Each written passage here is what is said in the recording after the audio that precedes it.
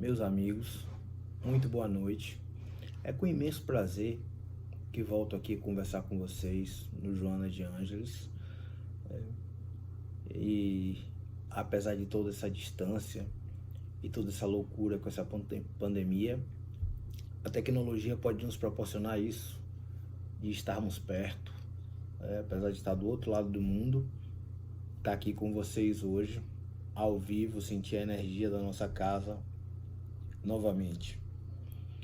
Mas antes de adentrarmos no nosso tema, vamos orar. Amado Mestre Jesus,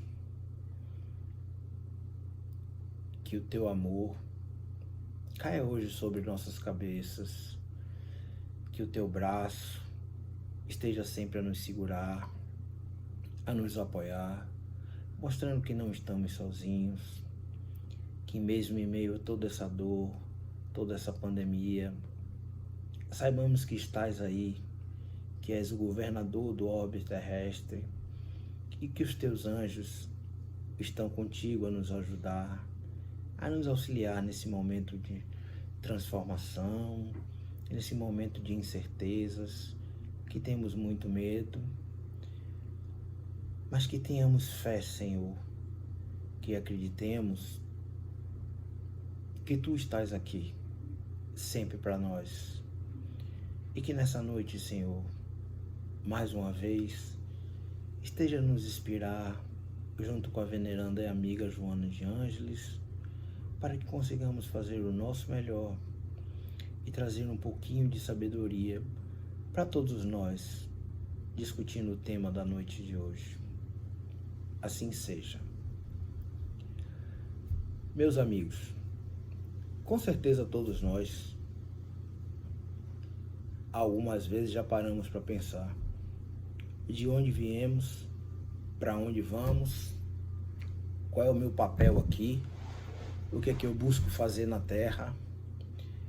E há 150 anos atrás, o professor Allan Kardec, codificador da doutrina espírita, lançou a obra Céu e Inferno, com diversos desses questionamentos e que nos faz pensar e entender que existe algo mais do que essa vida aqui.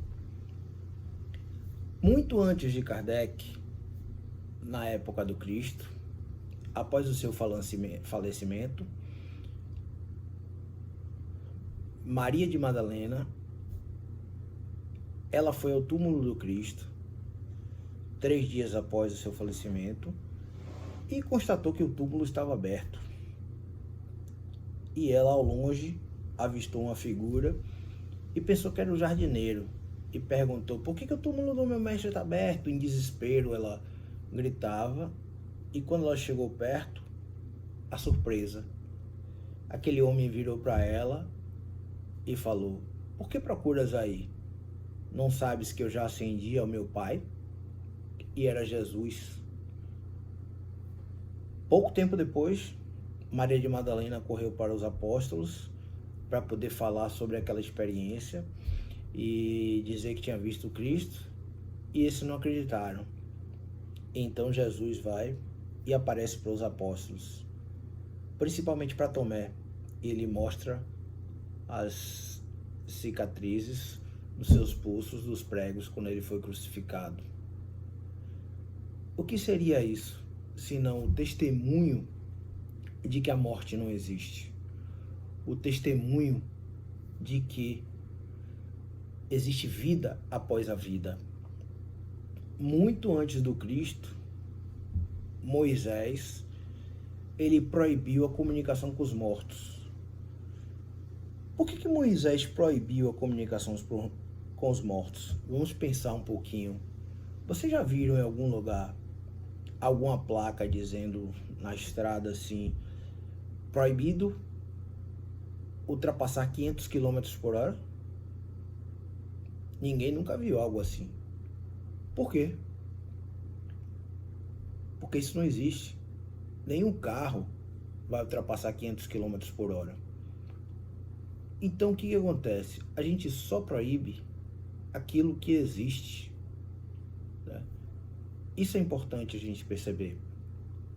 Chico Xavier, ele escreveu em torno de 418 livros e mais de 10.000 cartas com caligrafias diferentes. E isso, um cara que só tinha o primeiro grau, tá? Se a gente for fazer uma pesquisa, vai perceber que os autores mais famosos chegaram a escrever 15, talvez 20 livros. Como é que pode, então, um cara que só tinha o primeiro grau escrever 418 livros? E o mais importante, dessas 10.000 cartas, que na sua maioria foram para mães e que perderam seus filhos, e que nessas cartas ele trazia informações que somente familiares muito próximos e às vezes somente a mãe tinha essas informações. E com um detalhe, Chico Xavier podia ter ficado rico com toda essa obra, mas quando ele faleceu, só tinha um par de roupas e 2 livros, seu óculos e um quarto pequenininho. Ou seja, não temos algo a analisar dentro disso aí? O que está por trás de tudo isso? Se a gente analisar, por exemplo, José Medrado e as suas pinturas mediúnicas, aqueles que entendem de pintura sabem que determinadas tintas, elas precisam de um tempo para que você possa sobrepor uma à outra, para que elas não se manchem ou se misturem. E Medrado pinta quadros em questões de minutos, 2, 3 minutos. E essas tintas não se misturam. E diversos especialistas já foram analisar os quadros de Medrado e constataram que aquilo ali era um Renoir, era um Van Gogh. E muito antes disso também, das pinturas de Medrado, dos livros de Chico Xavier, ocorreu em 1855 o fenômeno das mesas girantes. O que era aquilo? Eram mesas que elas giravam no ar e as pessoas faziam perguntas para aquelas mesas e as mesas respondiam. Uma batida sim, 2 batidas não. E aquilo ali chamou a atenção de muita gente, mas que de início eram pessoas que não tinham nenhum conhecimento científico, eram pessoas que só perguntavam futilidades, até que um dia o professor Hippolyte Rivail Léon Denisard, que depois iria se tornar Allan Kardec, ele foi e começou a analisar que tinha alguma coisa ali. Ora, porque se o efeito era inteligente, tinha que ter uma causa inteligente por trás daquilo. E o que seria essa causa inteligente? E a partir daí surgiu a doutrina dos espíritos, mais uma prova de que existia vida após a vida. A gente também tem, para material de estudo, diversas fotos de materialização de espíritos, tá? Que chegaram até pesar o espírito, colocaram na balança e aquele espírito tinha 21 gramas de peso. Como é que é feito isso? Através do ectoplasma do médium, de efeitos físicos. Um filme muito conhecido de todos, Minha Vida na Outra Vida, ou Yesterday Children, que conta a história de uma mulher que ela começa a ter visões de outra vida.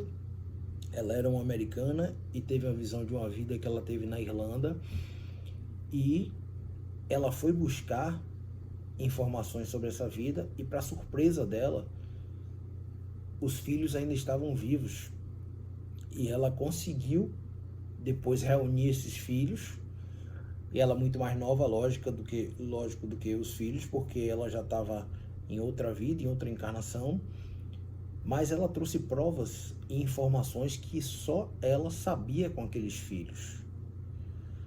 Como é que a gente explica todos esses fenômenos citados, meus amigos? Como é que a gente traz alguma coisa lógica, senão a questão de que existe vida após a vida. Adenauer Novaes, palestrante espírita daí da cidade de Salvador, ele sempre citava nas palestras deles que é preciso falar da morte todos os dias. Por que é preciso falar da morte todos os dias? Porque é preciso desmistificar esse medo, esse paradigma que a gente tem. Porque esse é um processo que todos nós vamos passar. Eu vou passar, você vai passar, ninguém escapa a esse processo. Então, precisamos entender isso. O que é a morte? Por que ela acontece? Por que ainda estamos tão presos e tendo tanto medo desse processo? Tá? Eu vou trazer um exemplo pessoal aqui.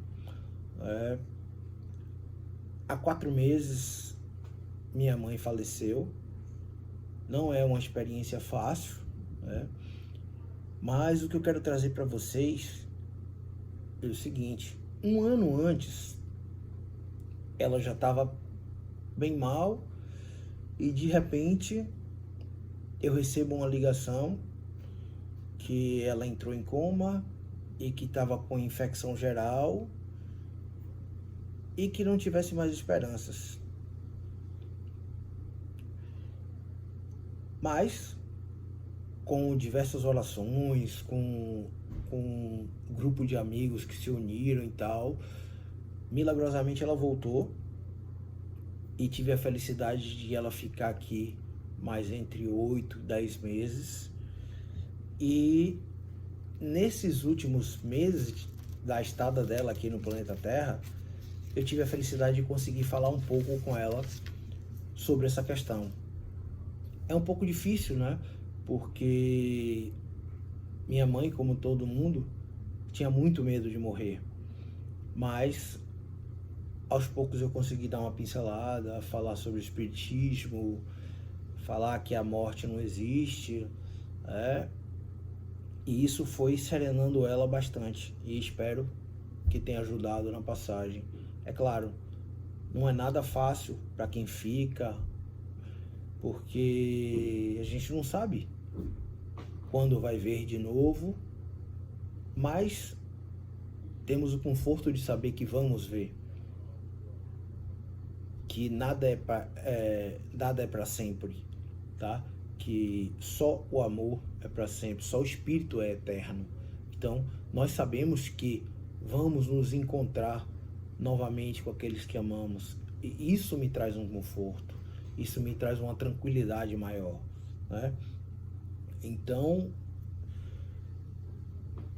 quando a gente começa a pensar na morte sobre outro prisma, sobre outra forma de entendimento, através da visão espírita, de um assunto que é pautado na lógica, na ciência, no estudo científico, como diz o codificador também, na frase principal que me chamou a atenção, que está lá no Evangelho segundo o Espiritismo: não existe fé inabalável, senão aquela que é encarada sobre a razão, face a face, em todas as épocas da humanidade. Então, é exatamente isso que a gente precisa pensar. A gente tem que encarar a fé através da razão, através do estudo científico e, obviamente, com o amor de Jesus, porque é o nosso maior guia e o nosso maior modelo. Como ele disse, nenhuma de minhas ovelhas se perderá. Então, é preciso que a gente tenha fé nisso. É preciso que a gente paute o nosso conhecimento e a nossa vontade de viver no amor de Jesus.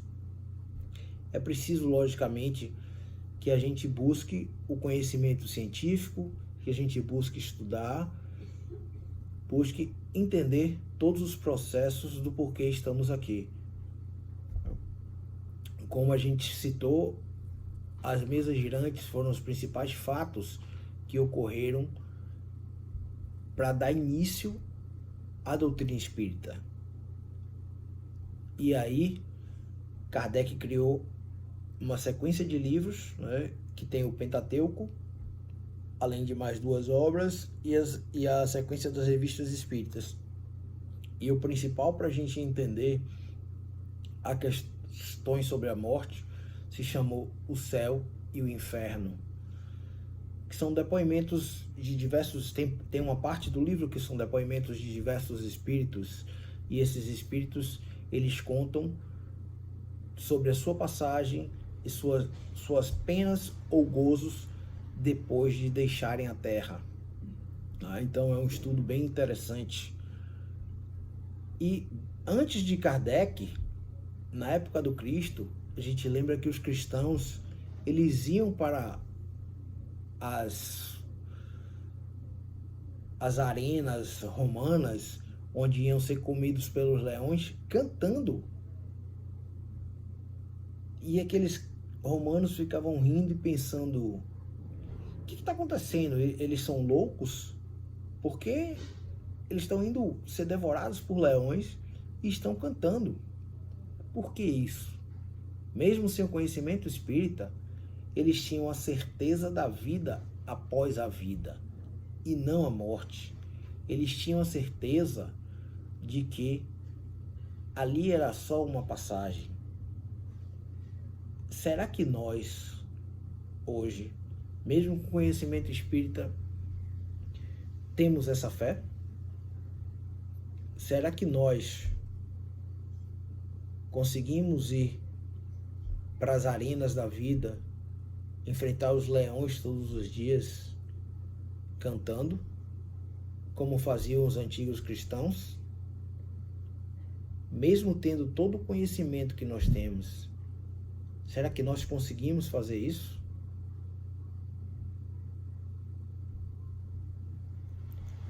É algo a se pensar, né? Então, precisamos usar no nosso dia a dia o conhecimento espírita. Precisamos usar o nosso raciocínio sistêmico de tudo aquilo que aprendemos. Naquela época, ninguém tinha esse conhecimento. E por que eles agiam assim? Porque eles acreditavam em Jesus. Eles acreditavam no Divino Mestre. À exceção de grandes filósofos como Sócrates, Sêneca e tantos outros pensadores, eram pessoas que não tinham acesso ao conhecimento.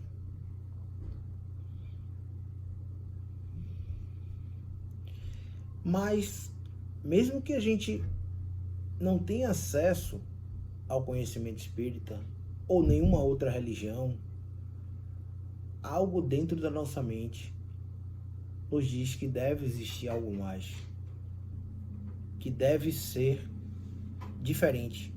Não é possível que nasçamos e acabamos aqui no planeta, vindo do nada e voltando para o nada. É preciso que a gente raciocine de forma diferente. Se eu, por exemplo, dissesse para vocês que uma simples caneta, ela foi criada de uma explosão, com certeza vocês iriam me colocar num hospício. Porque essa simples caneta aqui, ela precisa de um projeto, ela precisa de técnica para desenvolver a tinta que tem dentro dela, a ponta macia para escrever, ela precisa de um projeto para desenvolver a parte que você vai pegar e encaixar. Então, uma explosão jamais poderia ter criado uma caneta dessa. Mas, se eu disser que o universo foi criado por uma explosão, tem muita gente que aceita, não é? E aí eu pergunto, qual é a lógica disso? Só basta que a gente feche os olhos e imagine um ecossistema. Imagine o mar com seus corais, com os peixes. Imagine uma floresta com todo um sistema equilibrado. Imaginem que se a Lua ela fosse centímetros de distância diferente, ela poderia causar maremotos, ela poderia causar diversos distúrbios na Terra. O Sol, se ele fosse um pouquinho mais para trás, a Terra seria gelada e não poderíamos viver aqui. Se ele fosse um pouquinho mais para frente, a Terra seria superaquecida e também não poderíamos viver aqui. Como é que vamos pensar que isso não teve um arquiteto divino? Segundo diz Emmanuel, em A Caminho da Luz, na primeira reunião que Jesus teve com os espíritos crísticos, eles se juntaram e projetaram como seria todo o planeta Terra, todo o ecossistema, em cálculos mínimos matemáticos exatos para que a coisa funcionasse desse jeito. Se a gente olhar o corpo humano, o cérebro, as conexões neurais, o sistema nervoso simpático e parasimpático, o sangue venoso, que ele não se mistura com o sangue arterial do coração, a lógica vai te dizer que você não pode ter vindo do nada e vai voltar para o nada.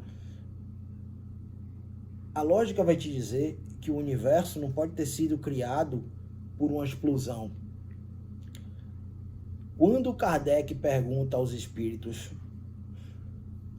como é que eu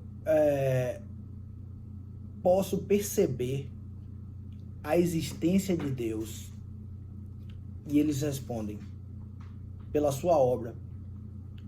Vede, o que não é obra do homem é obra de Deus.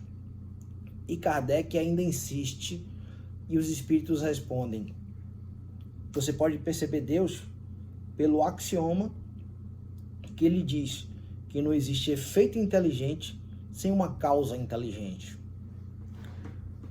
Como é que todo esse sistema nervoso que a gente acabou de citar, o cérebro, os pulmões, todo o corpo humano perfeito, né? A ótica, todo o desenvolvimento do seu globo ocular, tudo isso que é inteligente teria uma causa não inteligente. A Via Láctea, ela tem mais de 100 bilhões de sóis. E até onde os telescópios enxergam, né, que são os nossos olhos tecnológicos, existem 140 bilhões de galáxias. E imaginemos que cada galáxia dessa tenha 10 planetas.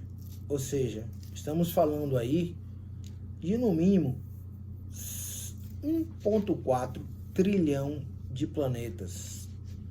Então, o que podemos pensar, meus amigos?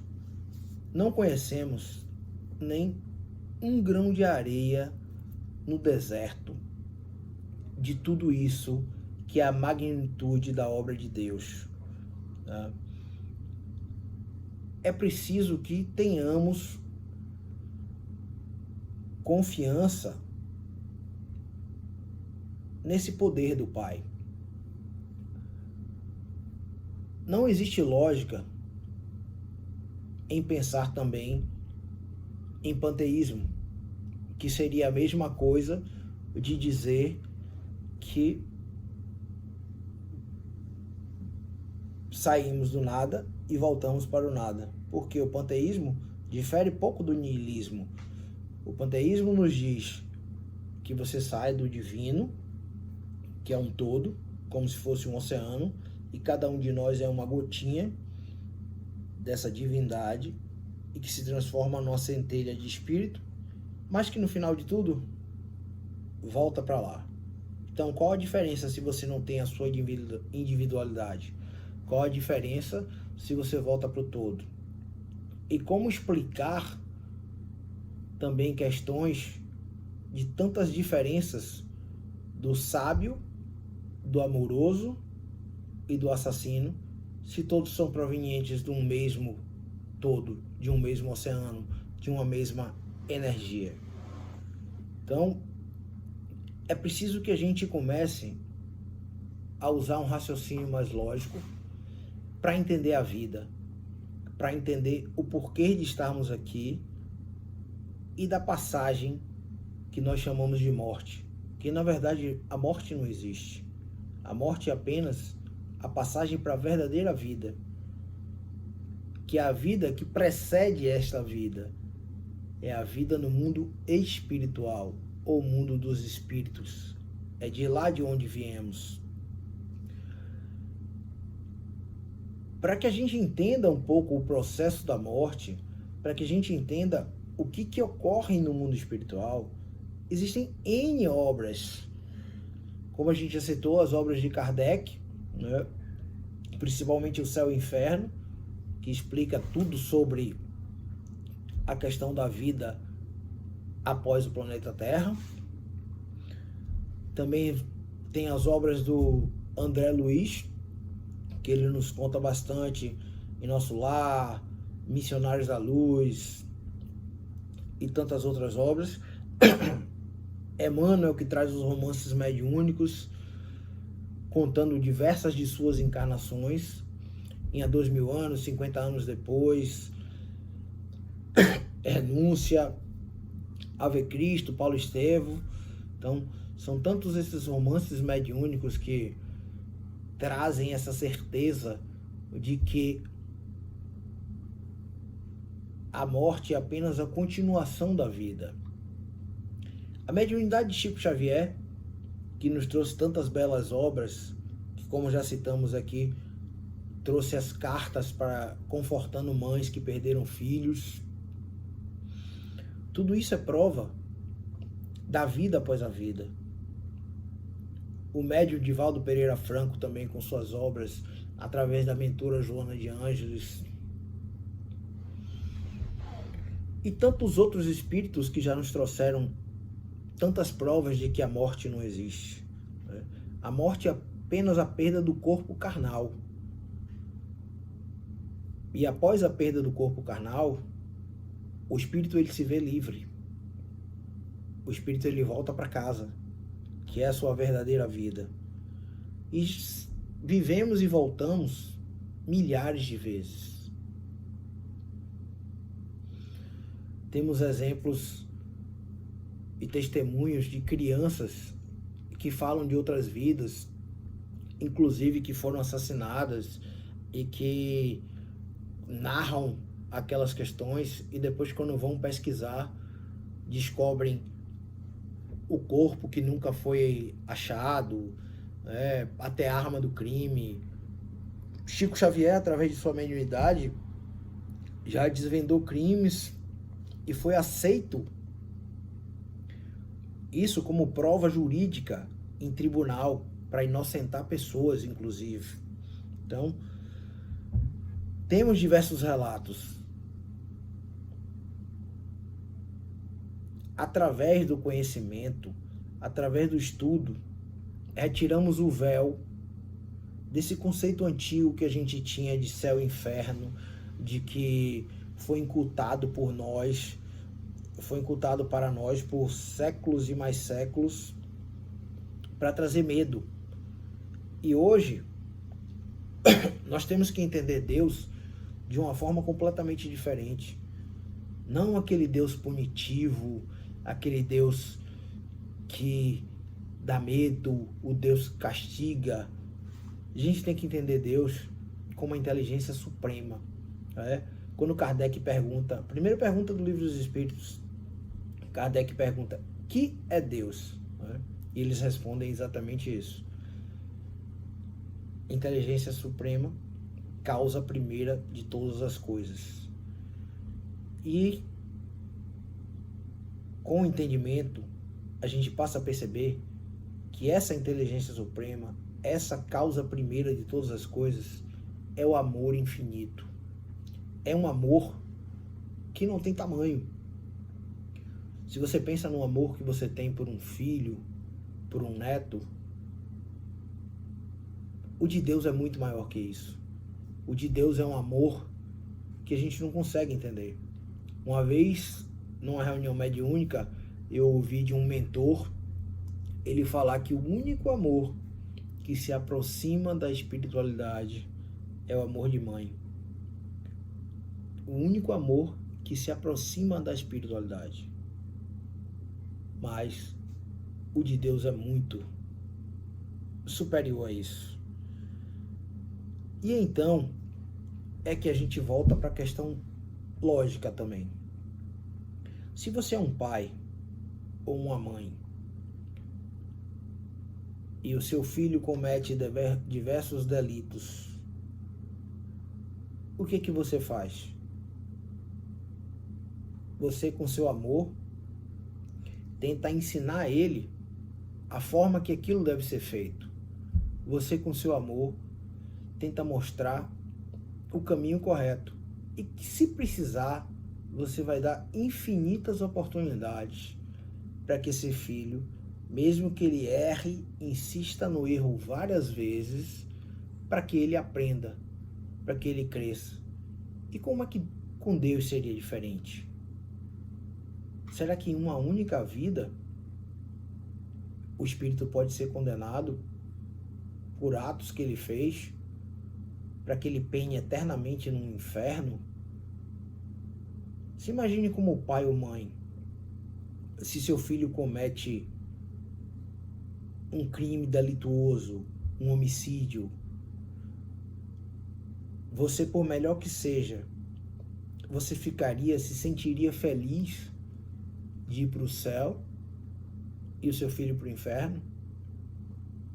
Se fosse te dada a oportunidade de trocar de lugar com esse filho, você não faria? Então, que lógica é essa de que Deus, a inteligência suprema, o amor infinito, a causa primeira de todas as coisas, vai pensar menos que você, que vai punir seu filho por atos que ele cometeu em uma única vida? Essas questões, muitas vezes, que não esclarecidas, nos fazem ter um grande medo da morte. Essas questões, muitas vezes, que trazem o pânico e que trazem a incerteza. Então, é preciso que a gente desconstrua essa imagem, né? É preciso que a gente tire da cabeça esse inferno da Divina Comédia de Dante Alighieri. Isso foi uma experiência mediúnica que ele passou durante um tempo, onde foram mostradas situações em que diversos espíritos que cometeram seus delitos, eles entraram em sintonias com regiões inferiores e ali permaneceram durante algum tempo, mas nenhum espírito está condenado à maldade eterna, nenhum espírito está condenado a ser mal para todos sempre. Todos nós fomos criados simples e ignorantes, e a partir daí nós fomos crescendo, nos desenvolvendo, nos tornando melhores a cada encarnação. Então, é como o carvão, né? O carvão ele vai sendo lapidado até que um dia ele se torne diamante. E mesmo quando ele se torna diamante bruto, ele ainda precisa ser lapidado para se tornar aquela joia bela. Assim somos nós. A cada vida, vamos nos transformando de carvão, até que um dia chegaremos a ser joia, até que um dia chegaremos a ser um Cristo. E após cada uma dessas vidas, nós desencarnamos, voltamos ao mundo espiritual, reprogramamos uma nova encarnação, como anos do colégio. E assim vamos seguindo. Como nos dizia André Luiz, 100 anos não significa nada para a eternidade. É um segundo durante a eternidade. Então, a morte não é a morte, meus amigos. A morte é a porta para a vida. Temos que ter fé em Jesus, temos que buscar seguir o nosso caminho nessa vida, aprendendo, crescendo, evoluindo, na certeza de, como ele disse pra gente, nenhuma de minhas ovelhas se perderá. A gente tem o testemunho também, de novo, de André Luiz, na sua principal obra, O Nosso Lar, onde mostra todo o seu processo, e que mesmo ele tendo grandes dificuldades, por ter sido orgulhoso, por ter fumado, chegou no umbral como suicida, depois que ele orou, ele foi auxiliado, foi para o hospital, e dali ele cresceu, e hoje esse grande mentor. Então, todos nós temos a chance, nesse exato momento, de plantar o que queremos no nosso futuro. Como diz o ditado, a semeadura é livre, a colheita é obrigatória. Então, se queremos nos melhorar, se queremos chegar do outro lado de uma forma tranquila, precisamos seguir o caminho do bem, precisamos seguir fazendo o nosso melhor. Cada um de nós tem condições de fazer a sua transformação interior, assim como Saulo o fez uma vez, quando chegou às portas de Damasco. E aqui uma ressalva: Saulo era um grande perseguidor, na verdade um assassino dos cristãos, e quando ele chegou às portas de Damasco, Jesus apareceu para ele. Naquele momento, ele entendeu que aquele era o Messias, e ele perguntou: Senhor, o que queres que eu faça? Percebem? Saulo era um assassino de cristãos. Ele não se culpou naquele momento, ele não se desculpou, ele apenas perguntou: Senhor, o que queres que eu faça? E ali operou uma grande transformação. E Saulo se transformou em Paulo, o grande apóstolo dos gentios, e que fez tantas maravilhas, e que foi o grande divulgador do cristianismo no mundo. Então, esse é o tipo de transformação que precisamos fazer na nossa vida. Buscarmos tirar de dentro de nós o homem velho, ou o Saulo interior, e nos transformarmos no homem novo, que é o Paulo. Há 2000 anos também, o senador Públio Lentulus se encontrou com Cristo. E o Cristo falou para ele: Senador, o senhor pode poupar milênios de sofrimento vindo comigo agora. Qual foi a escolha de Públio? Ele preferiu continuar sendo o que ele era. E quem leu as obras de Emmanuel sabe que Públio era Emmanuel, e que ele, depois disso, teve diversas encarnações difíceis e hoje se tornou esse espírito que é. Porque Jesus, naquele momento, ele não enxergava Públio, ele enxergava Emmanuel. Ele sabia do potencial daquele espírito, assim como ele sabe do potencial de cada um de nós, assim como ele sabe quem você é. Como ele disse para nós: vós sois deuses, podeis fazer o que eu faço e muito mais. Então, nós podemos fazer essa transformação interna.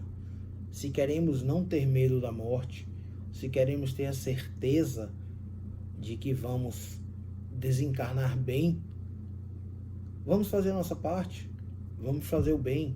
Mas o fazer o bem não é você precisar fazer grandes obras, não é você precisar se tornar uma Madre Teresa de Calcutá, é fazer sua parte dentro da sua família, é criar seu filho, ter respeito ao seu marido, à sua esposa, aos seus amigos, é se tornar um homem de bem. Joana de Ângeles nos diz: se não podes vencer a violência do mundo, vence a tua violência interior. Então vamos buscar vencer a nossa violência interior. Vamos buscar transformar o nosso mundo interno e sempre tendo essa certeza de que Jesus está a guiar o nosso barco. Sim, estamos atravessando hoje um momento difícil. Talvez o mundo nunca tenha passado por um momento tão difícil. Mas se a gente olhar para o mundo que temos hoje e o mundo que tinha na Idade Média, o mundo já se transformou por completo. É o final dos tempos? Sim, é o final dos tempos. Mas não o final dos tempos do mundo, mas o final dos tempos do homem velho. O mundo está cansado da maldade. O mundo está cansado de tantos erros. Então é o final dos tempos da maldade. É o final dos tempos da falta do Cristo no coração. E é o começo de um novo tempo. O começo de buscarmos sermos pessoas melhores. Sermos pessoas que têm realmente o Cristo no coração. É o começo de um tempo de buscarmos ser aqueles cristãos que vão para a arena, mesmo sabendo que tem leões, cantando. Porque quando perguntam a você, por que você está indo para a arena ser devorado pelos leões cantando? Porque eu vou com Cristo no coração. Porque o Cristo é que guia o meu caminho. O Cristo me protege. O Cristo é o meu Senhor, o meu modelo e o meu exemplo. E encarnado ou desencarnado é só uma questão de vibração. Mas o Cristo jamais abandona a gente. Ele está conosco o tempo inteiro. Basta que tenhamos olhos de ver e ouvidos de ouvir. Existe maior beleza do que você saber que ninguém morre, que nenhuma das ovelhas do Cristo se perde. Existe maior beleza de saber que todos nós estamos amparados por Ele, pelos Espíritos amigos e por todos aqueles que amamos, todos aqueles que nos precederam. Existe maior beleza de saber que quando você desencarna, aqueles que você ama e que foram antes de você estão lá fazendo festa, esperando a sua chegada. Existe coisa mais bela do que essa atitude do Pai para conosco, de nos amparar sempre, mesmo que erremos milhares e milhares e milhares de vezes. Na pergunta 459 do Livro dos Espíritos, Kardec pergunta: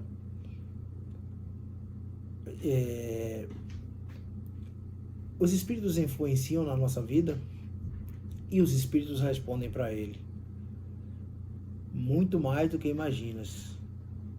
Na verdade, na maioria das vezes, são eles que vos guiam.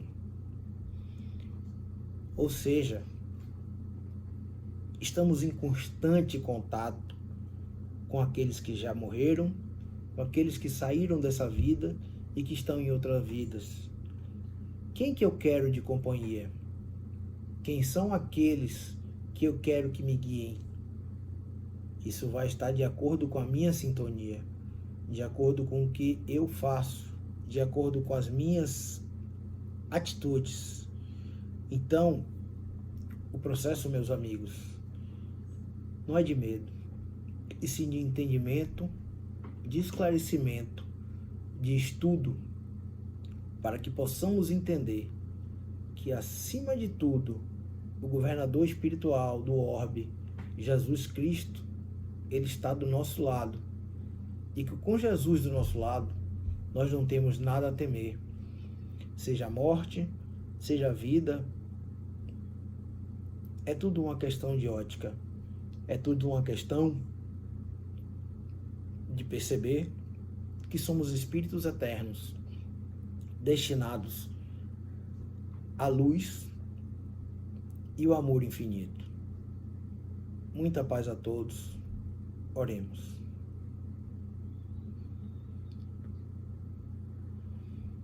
Senhor Jesus, agradecemos a Ti a oportunidade de aqui estarmos, a oportunidade de mais uma vez ter contigo esse diálogo e na certeza, Senhor, do dia de amanhã, do porvir em tuas mãos. Te agradecemos por aqui estarmos. Te agradecemos pela vida, Senhor. Te agradecemos pelo amor, pela paz. Pedimos sempre, Senhor, a tua proteção para nos guiar, para que não caiamos quando não seja necessário, Senhor. Pedimos o teu abraço nos dias de frio, para que nos aqueçamos. Pedimos o teu sorriso para entender que a vida é bela.